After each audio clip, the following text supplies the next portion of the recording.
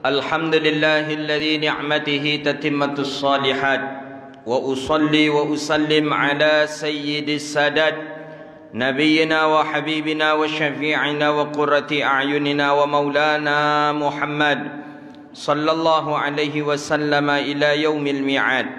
سبحانك لا علم لنا إلا ما علمتنا إنك أنت العليم الحكيم. Rabbi yassir wa la tu'assir, ya Rabbi tamim bi khair. Puja dan puji syukur kepada Allah. Alhamdulillah, di waktu yang mulia ini Allah izinkan kita bisa duduk di majlis yang mulia ini.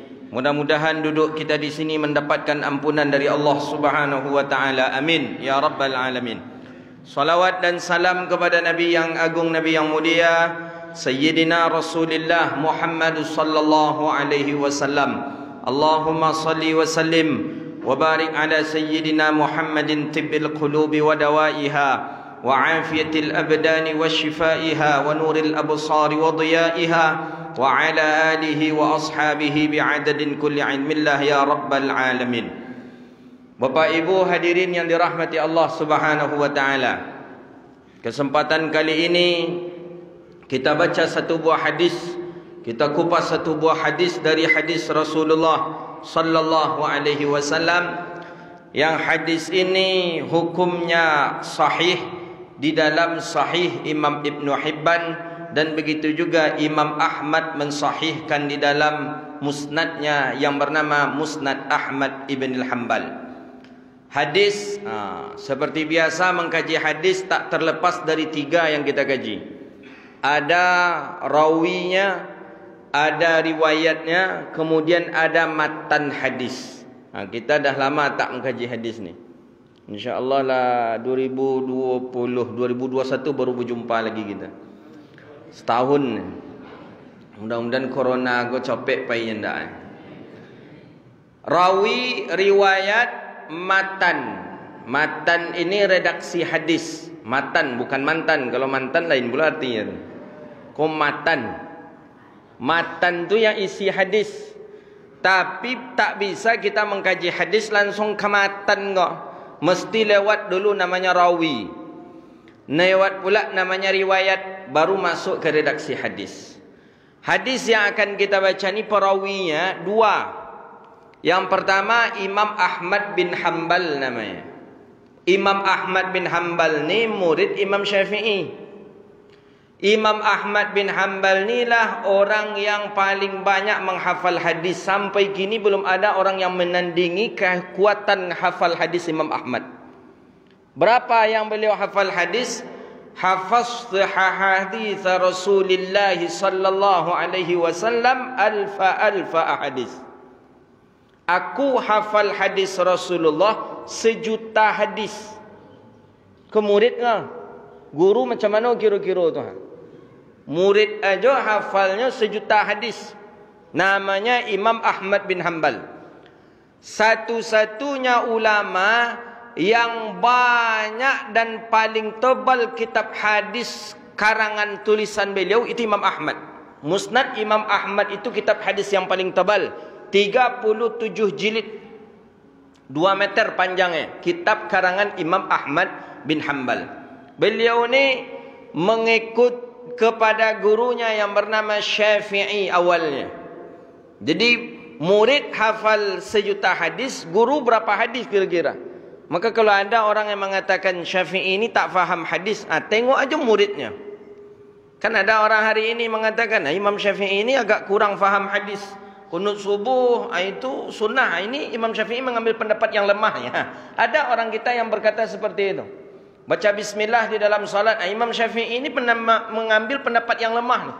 Yang paling kuat tu tidak membaca bismillah dalam Al-Fatihah. Ada orang kita yang berpendapat seperti itu. Ini Imam Syafi'i tak faham hadis katanya. Muridnya aja hafal 1,000,000 hadis. Gurunya macam mana kira-kira? Imam Syafi'i. Imam Ahmad bin Hanbal inilah orang yang membolehkan membaca Al-Quran di atas kubur. Buka pendapat Hanabilah. Kaji tabakat Hanabilah. Termasuk daripada Khairatul Hisan. Buka murid-murid Imam Ahmad bin Hanbal. Imam Ahmad bin Hanbal membolehkan membaca Al-Fatihah, membaca Al-Quran di atas kuburan, dan menurut beliau sampai pahalanya kepada orang yang meninggal dunia. Orang yang berapa hadis yang menyebutnya itu? Yang hafal 1.000.000 hadis. Kini ko ada ustaz yang hafal 20 hadis, menyebut indak sampai pahala bacaan Al-Quran kepada orang yang lah meninggal dunia. Apa ibu percayanan mana kira-kira? Percayanan 1.000.000 atau percaya ustaz nan 20 ke? Iyalah kau. Iyalah sabana tu. Mana lebih percaya? Kini ada ustaz nak sampai 20 hadis yang hafal lah. Nak sampai ustaz tu hafal 20 hadis. Jadi kata ustaz tu, tidak boleh tak sampai pahala baca Al-Quran kepada orang yang mati. Tak sampai doa kepada orang yang mati. Ustaz tu hafal hadis 10 hadisnya. Kau Imam Ahmad bin Hanbal 1.000.000 hadis beliau hafal. Beliau mengatakan yajuzu wa yustahabbul qira'atul Qur'ana 'indal qabri. Imam Nawawi menukilkan itu dalam minhajnya itu. Sunnah hukumnya membaca Al-Quran di atas kubur dan pahalanya sampai kepada yang meninggal dunia. Siapa yang menyebut? Yang hafal 1.000.000 hadis. Yang menyebut indak sampai hafal hadis 10 hadis. Awak percaya ke mana? Tengok pula. Besok oleh ternyata tidak. Besok ada orang baca Quran, nak boleh, haram, bid'ah, kata. Iyo pula boleh ditinggal baca Quran di atas kuburan. Makanya orang dulu biasa baca takhtim di atas kuburan, baca tahlil, punya dasar landasan dalil. Ni Imam Ahmad bin Hanbal yang memakai hadis, dipakaikan dan disahihkan oleh beberapa ulama-ulama. Di antaranya adalah Imam Nawawi rahimahullahu ta'ala. Jadi yang nak membaca Quran ada dalil. Kita jangan sampai meninggalkan pula lagi. Biasanya dulu di kampung kami ini, ustaz, dulu biasanya orang setelah meninggal tu dibacakanlah Al-Baqarah, dibacakan takhtim Al-Baqarah, dibaca Al-Fatihah, kemudian dibaca penutup Baqarah, tahlil pula di atas kuburan. Dulu kami mengamalkan itu, ustaz. Tapi semenjak ada orang kampung kami ni balik dari Timur Tengah, LC dia, semenjak dia pulang tu lah hilang tradisi itu, katanya. Berarti orang LC kok lebih paham pula daripada Imam Ahmad bin Hanbal. LC. Banyak LC itu. Jadi ini yang merusaknya. Jadi kita jangan beramal ragu. Kita kok beramal ragu, bukan tak ada landasan ulama-ulama dulu tu beramal. Ada. Mereka lebih dahulu mengaji lagi daripada kita. Awak mengaji mungkin kulit ke kulit, kitab aja. Ini memanglah buka dari hasyiah lah, buka dari syawahid lah, bukan syarah lagi. Hasyiah tu di atas syarah. Dari kalau dalam susunan daripada ilmiah, itu yang pertama tu namanya matan.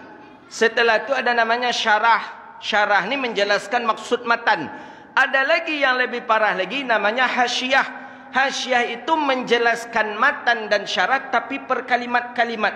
Itu namanya hasyiah. Di atas hasyiah ada namanya lagi syawahid. Ulama dulu sudah mengkaji semuanya. Jadi bukan mereka itu tidak ada dalil amalan-amalan yang diamalkan mereka, akan tetapi mereka tidak orang-orang intelektual. Kita hari ini orang lebih fokus menengok sianu tu alim dan alim, menengok gelar. Itu kondisi kita hari ini. Kalau sianu tu gelarnya LCMA, itu diakui ilmunya tu. Apalagi nya doktor, profesor. Itu diakui ilmunya tu. Tapi ada cek yang mengecek. Siapa nama? Si Sufulan Fakat. Tidak ada LC, tidak ada MA, tidak ada doktor, tidak ada profesor. Padahal pada hakikatnya lebih dalam ilmunya. Tapi nani kau tadi kau tidak didengar gini kau orang. Dia apa? Karena yang pelaku galihnya tidak ada orang. Kini kau pelaku galih profesor doktor LCMA. Apalagi LCMA ku laku salaku-laku gini kau. Maka oleh karena itu ilmu tidak mesti kepada gelar, tapi ilmu adalah thaqafatin qalbi, sesuatu yang menetap dia di dalam hati, dan itulah yang disampaikan kepada orang. Jadi apapun yang disampaikan oleh orang berdasarkan ahadits Rasulullah, berdasarkan dengan firman baginda Allah Subhanahu wa taala, maka itu perlu untuk kita terima dan perlu untuk kita taati. Jadi yang perawi hadis ini dua dia. Imam Ahmad bin Hanbal satu, yang kedua ada namanya Imam Ibnu Hibban. Imam Ibnu Hibban ni penggagas kitab namanya Sahih Ibnu Hibban. Itu diistilahkan oleh ulama ahlul hadis saja. Kita tahu hadis sahih itu dua saja. Bukhari satu, Muslim satu. Padahal menurut kacamata orang hadis, kitab hadis sahih itu 5 dia. Sahih Bukhari, Sahih Muslim, Sahih Imam Ibnu Khuzaimah, Sahih Imam Ibnu Hibban, Mustadrak Hakim. Menurut ahlul hadis, hadis yang ada di 5 kitab ini boleh dikatakan hadisnya sahih. Sahih Bukhari, Sahih Muslim, Sahih Imam Ibnu Khuzaimah, Sahih Imam Ibnu Hibban, Mustadrak Hakim. Menurut ulama muasir hari ini, berpatokan kepada 5 ni termasuk berpatokan kepada hadis sahih. Jadi jangan kita kaku, bukan Bukhari Muslim saja hadis sahih, ada 3 kitab hadis lagi. Kadang kita kalau tidak ada di Bukhari, tidak ada di Muslim, berarti hadis tu tidak sahih dah. Tunggu dulu, ada mungkin di 3 kitab hadis lain yang hadisnya itu sahih. Dia begini, dia dalam kaedah hadis. Hadis dalam Sahih Bukhari, hadis di dalam Sahih Muslim, di dalamnya hadis sahih. Tapi tidak semua hadis sahih ada di dalam Bukhari Muslim. Faham kita kira-kira? Yang ada dalam Bukhari Muslim tu hadis sahih sadonya. Tapi tidak semua hadis sahih masuk di dalamnya. Berarti dalam arti kata, ada hadis sahih yang tidak dimasukkan ke dalam Bukhari dan Muslim. Mana contoh? Ni salah satu contoh hadis yang akan kita baca. Baik. Mana contoh yang lain? Contoh yang lain diantaranya salat sunat tasbih. Pernah Bapak Ibu dengar salat sunat tasbih? Kalau kita tanya ke teman-teman kita seberang tu bukan seberang, ya seberang jalan dah dia punya itu kan. Seberang jalan tu kalau tanya kayaknya nak tahu salat sunat tasbih tu dah. Menurut dia tak ada salat sunat tasbih. Yang menurut dia yang ada salat sunat tahajud, witir, duha, ba'diyah, qabliyah, itu yang ada. Ada namanya salat sunat tasbih. Menurut teman-teman kita salafi ini tidak ada menurut dia. Tapi hadisnya sahih. Hadisnya sahih. Mana riwayat daripada Abbas paman Rasulullah.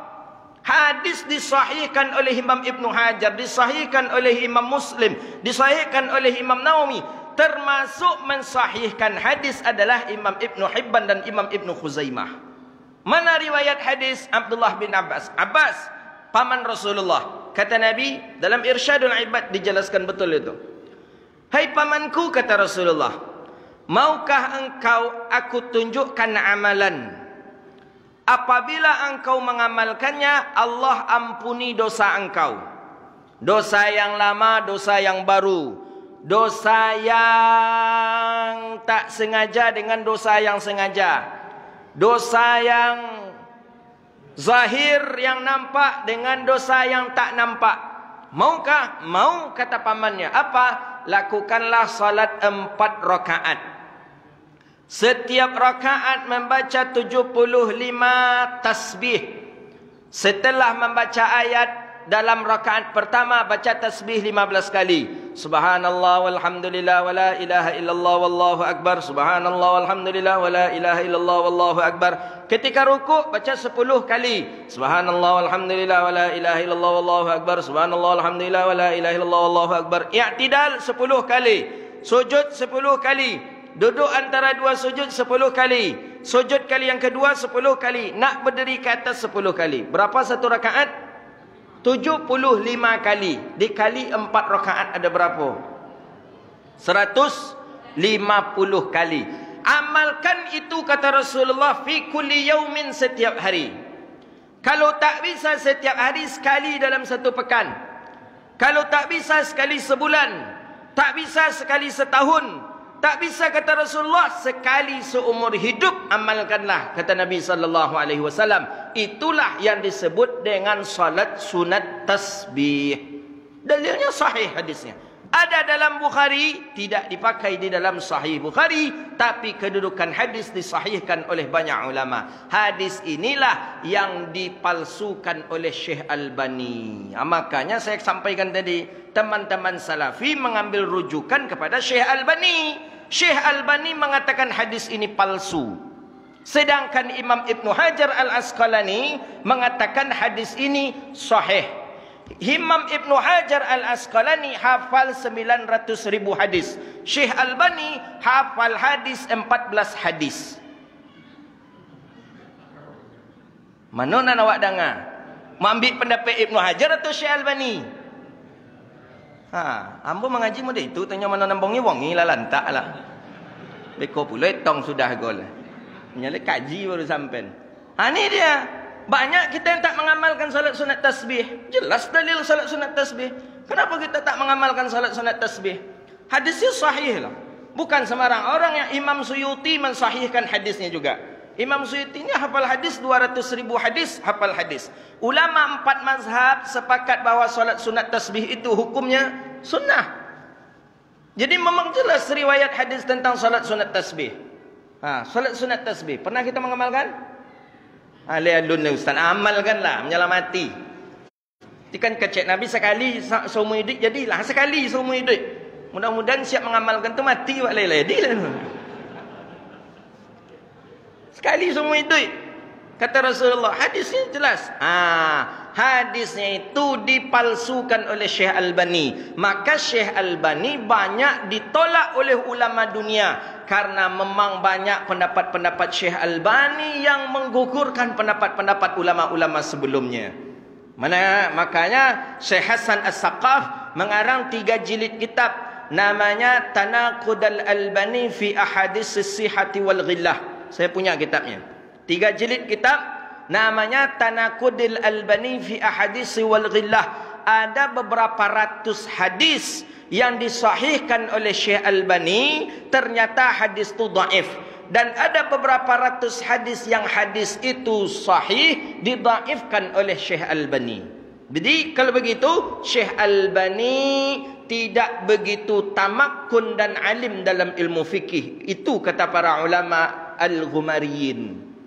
Makanya guru kami juga Syekh Maulana Sa'ad, beliau ada menyusun kitab Said Mamduh, menyusun kitab namanya Tanbihul Albani, Tanbihul Muslim ala Albani fi Sahihil Muslim. Ada 100 berapa hadis yang didhaifkan oleh Syekh Albani di dalam Sahih Muslim.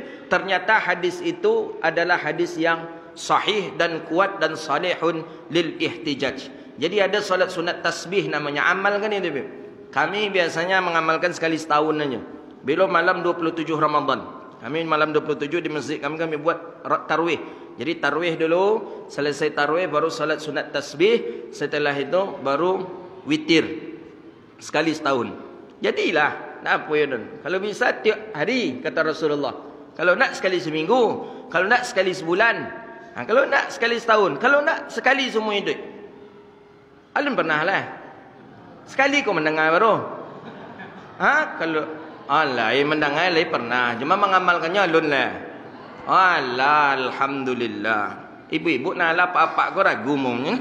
Nya agak lama kita sembahyang sunat tasbih tu. Agak lama. Bayangkanlah satu rakaatnya 75 tasbih kita amalkan. Banyak masjid ada juga masjid di Pekanbaru ibu-ibunya yang merutinkan setiap wiridnya, dirutinkan. Bagus, tidak apa-apa. Banyak pendapat-pendapat ulama yang mensahihkan tentang salat sunat tasbih. Sunnah salat sunat tasbih itu.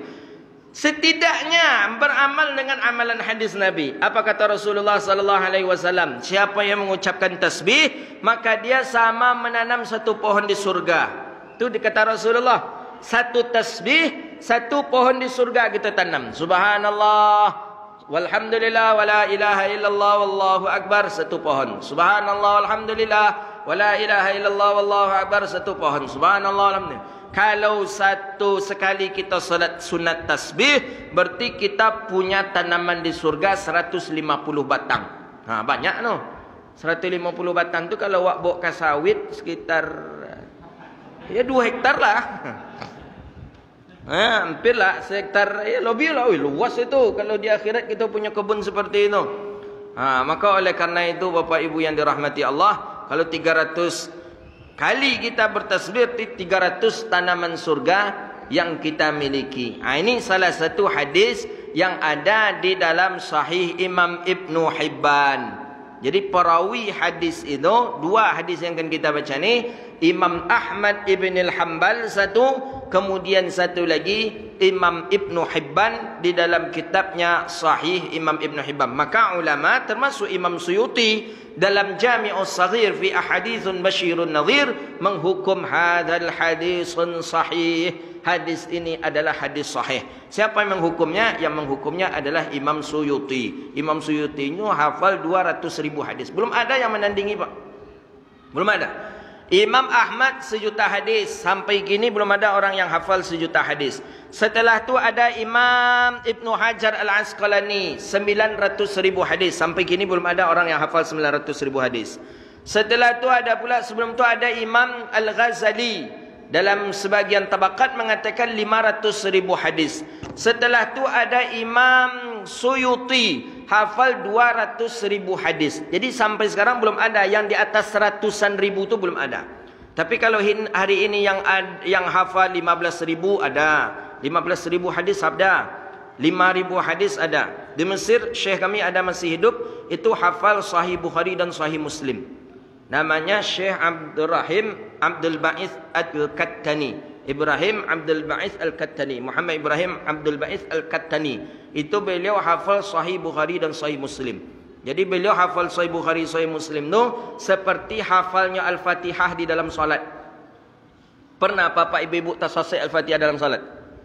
Siapa yang pernah salah membaca Al-Fatihah dalam salat? Siapa pernah? Tak pernah. Kenapa tak pernah? Karena saking melekatnya, malakah katanya. Orang balaghah bilang malakah. Malakah itu sesuatu yang sudah melengketnya di dalam hati. Itulah dia seperti Al-Fatihah di dalam salat itu. Kita tak pernah tersesat Al-Fatihah dalam salat, tak pernah. Walaupun pangana awak ke pasar, walaupun pangana ke kantor, walaupun pangana ke rumah, walaupun pangana ke dapur, membaca Al-Fatihah pasti sampai selesai amin. Ya tak? Kalau ada tu parah orang itu. Kalau ada lah, you pelupu, pernah pelupu, tak balik-balik, dia baca Al-Fatihah. Itu you parah orang yang berarti itu. Belum pernah dicatat lagi. Seperti itulah kehebatan, kekuatan hafalan beliau menghafal Sahih Bukhari, Sahih Muslim. Sama kekuatannya seperti membaca Al-Fatihah di dalam salat. Masih hidup beliau hari ini. Kalau ingin menengok YouTube-nya, nanti kliklah Syekh Ibrahim Abdul Ba'ith Al-Kattani. Itu klik beliau. Hafal Sahih Bukhari, Sahih Muslim. Seperti hafalnya di dalam salat, membaca Al-Fatihah di dalam salat. 2. Periwayat hadis. Itu perawi hadis. Periwayat sahabat yang mendengarkan hadis dari Rasulullah, itu namanya riwayat. Sahabat yang langsung mendengar dari Rasulullah itu namanya riwayat. Maka riwayat-riwayat sahabat Nabi SAW ini itu diterima oleh kalangan ahlul hadis.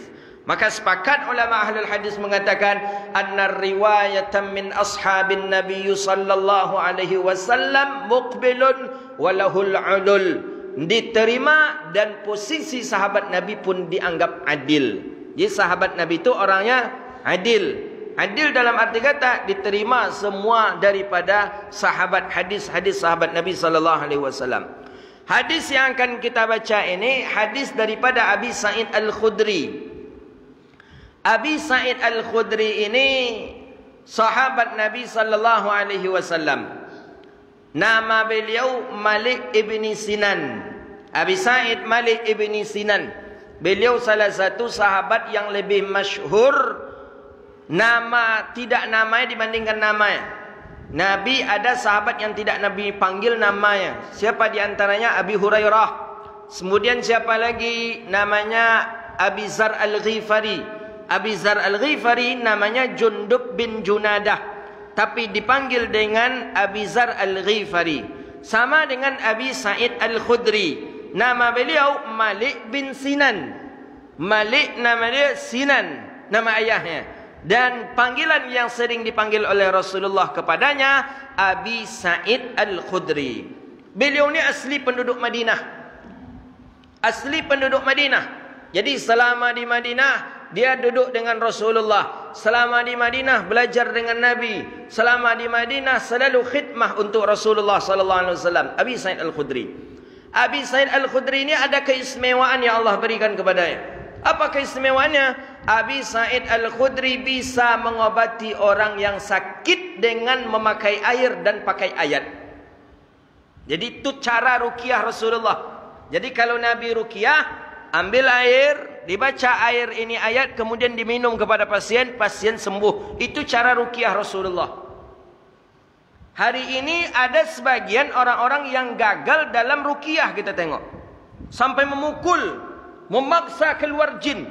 Ukhrud ya aduwullah, ditinjunya pasien itu dari belakang. Ukhrud, ukhrud. Sampai bengkak-bengkak dibuatnya, lembam dibuatnya. Ikut cara pengobatan Nabi mana ini? Ruqyah syar'iyah mana ini? Tidak ada. Maka saya tidak merekomendasikan untuk diruqyah-ruqyah ini.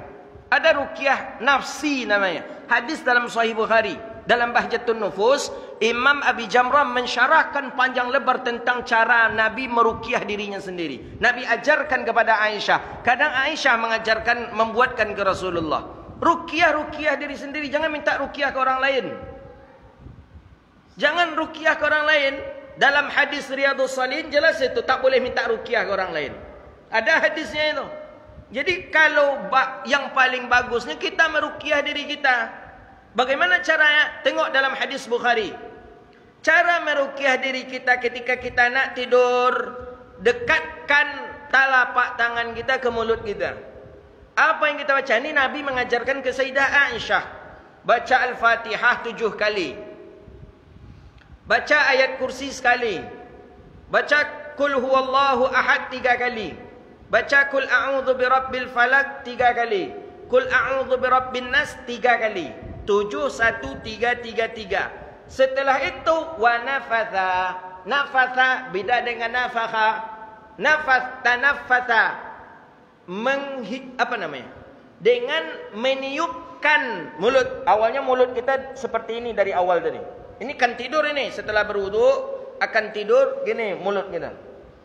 Baca Fatihah 7, ayat kursi sekali, Qul huwallah 3, Qul a'udzu bil falaq 3, Qul a'udzu bin nas 3. Setelah itu nafas. Nafas itu meniupkan, tiup, tapi nafas itu mengeluarkan airnya sedikit. Itu nafas. Beda nafas. Kalau nafas tiup saja. Enggak, ini dalam riwayat hadis ini dalam Bahjatun Nufus tu memakai kalimat nafasa dengan mengeluarkan air sedikit.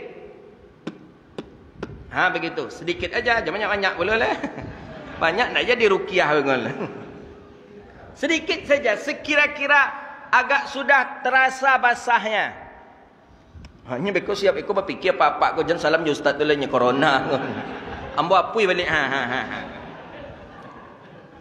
Ini kan mencontohkan. Jadi nafasa setelah itu tiup 3 kali. Dia tiupnya sambil nafas. Karena dalam riwayat hadis itu nafas dipakai, bukan nafas. Nafasa dengan mentiupkan sedikit. 3 kali. Setelah itu lapkan ke wajah kita. Makanya sedikit, jangan banyak-banyak. Kalau banyak apa boleh cara ke muka kau. Tak lah nama orang rumah jawab lalu lah tu. Abang jeliu je bang mabang nyanyi lah kan. Tambahlah bang ke jeliu lah keluar lah tarik nah. Ke wajah bagian depan. Ini Nabi, ini hadisnya sahih ini. Ceklah hadis ini dalam Bukhari ini. Terus sampai ke ujung kaki. Setelah ujung kaki setelah di ujung kaki bagian belakang lagi. Tak perlu kita tambah dulu balik tu lap ke kepala lek naknya sekali tadi ajanya. Belakang, punggung, terus ke ujung kaki. Itu cara ruqyah Nabi. Orang yang mengamalkan itu sebelum tidur tidak akan pernah kena sihir manusia dan sihir jin yang jahat. Itu Nabi mengamalkan. Kadang ketika Nabi agak demam sedikit, Nabi meminta membuatkan kepada Aisyah. Aisyah yang meruqyah. Boleh. Aisyah yang meruqyah kemudian dipakaikan itu ke Rasulullah sallallahu alaihi wasallam. Jadi kalau awak damam tak tolak awak dah. Bila minta buatkan ke orang rumah. Cuma pasanan ke orang rumah banyak-banyak nak puan tak ya. Jeliu maksudnya mereka dek nyadam-dam jangan nyacak-acak nak pu-punya kan. Aku ada abang hanya lelamu dengan nak dia abang hanya. Itu ruqyah sendiri, itu obat yang paling bagus. Kalau kita kesurupan daripada jin, kalau kita ada rasa-rasa ketakutan, malam sering kita mimpi jatuh dari tempat yang tinggi, atau malam hari kita pernah mimpi makan, berarti tanda ada sihir dalam tubuh kita. Cara lakukan amalan itu. Itu mimpi-mimpi tak elok tu. Jatuh dari tempat yang tinggi, atau mimpi makan, atau mimpi kita sedang berkelahi, atau mimpi kita terbunuh, atau mimpi kita ditangkap hewan. Itu mimpi-mimpi jahat, itu berarti tanda kita ada sihir di dalam tubuh. Maka caranya ruqyatun nafsi, ruqyah diri sendiri. Jadi terlampau panjang surah awak kaji awak. Jadi Abi Sa'id tadi Abi Sa'id tadi ni diajarkan oleh Rasulullah mengobati dengan membaca ayat, mengobati dengan air. Jadi Aba Sa'id Al-Khudri terkenal ma'ruf sekali. Jadi ruqyah di zaman Nabi, kan alasan teman-teman kita kan Nabi pernah memukul anak-anak katanya. Betul, Nabi pernah memukul anak-anak, tapi dengan jari dipukul Nabi dalam hadis itu. Ketika anak-anak menangis, kan itu dalil ruqyah ni. Orang tua emaknya bawa anaknya, anak menangis tak berhenti-henti, disusukan tak mau juga, menangis. Dibawa ke Rasulullah. Ya Rasulullah, anak aku ni menangis terus ya Rasulullah. Ada apa dengan anak aku ini ya Rasulullah? Di bahu ni dipukul oleh Rasulullah. Ukhrud ya aduwullah. Ukhrud, hei musuh Allah, keluar kata Nabi. Keluar 3 kali, langsung anak berhenti menangis. Itu dengan ini Nabi. Kalau kawan-kawan wak gini nyetain juga dari pasien tu. Tengoklah kalau tak percaya. Ukhrud ya Allah, pun. Ukhrud ya Allah. Merasai dia. Kadang kamu berfikir je, kadang ustaz itu kadanglah masuk jin tu dia nampak. Laca setan mula ustaz tu membongi. Saya punya kawan, Allah yarhamu meninggal dunia. Hafiz, rajin tahajud. Hafal Quran, rajin tahajud. Sama-sama waktu di Al-Azhar dulu Muslim. Balik pulang. Orangnya abid, ahli ibadah betul. Pulang sakit, demam. Tiba-tiba orang tuanya ni membawa dia berobat ke ruqyah. Dibawalah berobat ke ruqyah.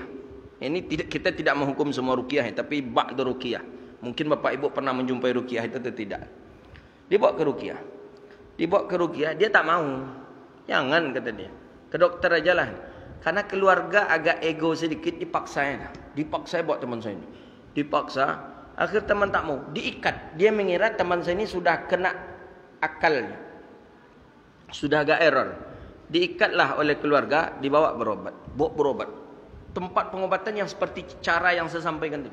Bongkak, hijau-hijau, merah. Jadi pergilah dia jumpa saya waktu itu. Ada apa dengan awak ni? Ini agak hijau ini, terus punggung. Ini saya dibuat ruqyah oleh keluarga. Kenapa kok dibuat ruqyah? Tak faham saya keluarga saya. Terus ente bilang ente tak mau. Saya bilang tak mau, tapi saya diikat. Nah, kenapa? Kata Ustaz ruqyah itu katanya harus diikat tu katanya, karena jinnya besar tu katanya. Jadi menurut Ustaz ini, semakin tak mau dia dibawa ke ruqyah, berarti itu semakin besar jinnya itu. Jadi kalau melawan ya, itu tanda besar jinnya itu kata dia. Itulah yang membuat akhirnya kasihan juga saya wafat, meninggal dunia beliau. Ya karena akhirnya tertekan oleh cara keluarga mengobati dia kadang. Akhirnya tertekan dan meninggal dunia. Orangnya pintar, cerdas, hafal Quran. Sekamar dengan saya waktu di Kairo. Saya tahu betul orangnya baik luar biasa. Kesal saya dengan orang tua. Kenapa dibawa ke sana? Sekarang tak pula main itu, tapi main kayu sekarang lagi. Kayu bidara. Kayu bidara. Semakin ditusuk pasien ini dengan kayu bidara. Kalau pasien tu memang banyak jin di dalamnya, ada jin besar di dalamnya, ketika ditusuk tu dia kesakitan. Apa lah yang tak sakit ketika dicucuk? Tercucuk lah ustaz tu nak sakit ini kok. Ni. Jadi kata ustaz, saya tahu saya ada. Jadi ketika ni tak mau ni. Ni kata dia, ni besar jinnya ibu. Ni jinnya dari Timur Tengah ni katanya. Jangan ustaz nak menyucuk tu ustaz dari Timur Tengah pula. Itu sama jin ustaz Timur Tengah ni. Mungkin siapa pula, kita pun ditusuk pakai kayu tu sakit itu. Wajarlah apa pasien. Pokoknya cara terbaik tiru cara Rasulullah. Abi Sa'id Al-Khudri ni cara itu. Suatu ketika Aba Sa'id Al-Khudri minta makan, minta bantuan lah, ya makan ke rumah orang yang agak kaya sedikit. Kata Abi Sa'id, "I'tini ta'am." Beri aku makanan, tolong beri aku makan. Kata Aba Sa'id, "Aku sudah lama tak makan." Kata orang kaya ini waktu itu masa-masa penceklik, "Kalau aku berikan makananku kepada engkau, apa yang akan dimakan oleh suamiku? Apa yang akan dimakan oleh anak-anakku nanti? Tidak ada lagi yang akan mereka makan. Maka saya tak akan bisa memberi engkau makanan." Jadi tak dapat, kata Aba Sa'id. "Tidak, pergilah Aba Sa'id berjalan." Karena tak dapat minta makan. Berjalan Aba Sa'id. Orang kaya ni punya anak gadis. Ketika itu juga anak gadis orang kaya ini digigit oleh kalajengking. Kalau awak nama kalo dah awak tu. Dipantaklah dek kalo anak gadis. Kala di Arab, kalajengking di Arab berbeza je kalajengking di awak. Di Arab kalajengkingnya bahaya. Lama saja kita mendapatkan obatnya, terlambat sedikit mendapatkan obat bisa mati. Maka ada 5 hewan yang diwajibkan oleh Rasulullah membunuhnya. Kalau kita bersebut jual hewan tu langsung dibunuh. Jangan tawar-tawar. 5 hewan itu. 5 hewan itu diantaranya adalah kalajengking. Jadi kalajengking kalau masuk rumah, ajan ditangkuk pula leh. Kadi ambil pula bisonya leh. Kok kayu ada kok mahal bisanya ni. Jangan. Nampak kalajengking langsung bunuh. Sunnah hukumnya. Dapat pahala kita. Nabi menyuruh 5 hewan. Kenapa? Bahaya kalajengking itu. Bisa mati kalau lambat dapat obat. Bahaya mak. Di Arab apalagi bahaya sekali kalajengking itu. Salah satu hewan yang disunahkan, yang dianjurkan kita membunuh itu adalah kalajengking.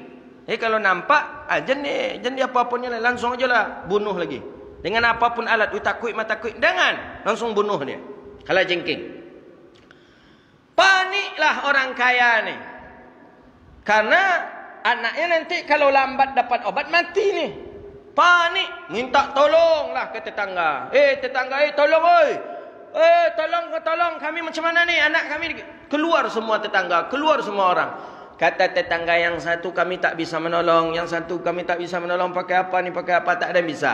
Yang bisa membantu, yang bisa mengobati orang kena gigit kalajengking itu cuma satu tinggal lagi setelah Nabi, yaitu Aba Sa'id Al-Khudri. Kata tetangga tadi, ini ada Aba Sa'id lagi yang pandai. Aba Sa'id cuman yang pandai ini mengobati ini. Carilah Aba Sa'id. Cari Aba Sa'id. Dicarilah oleh tetangganya Aba Sa'id. Aba Sa'id lah berjalan. Dicari. Dapatlah Aba Sa'id. Jadi kata tetangga tadi, "Ya Aba Sa'id, tolong Aba Sa'id, tetangga kami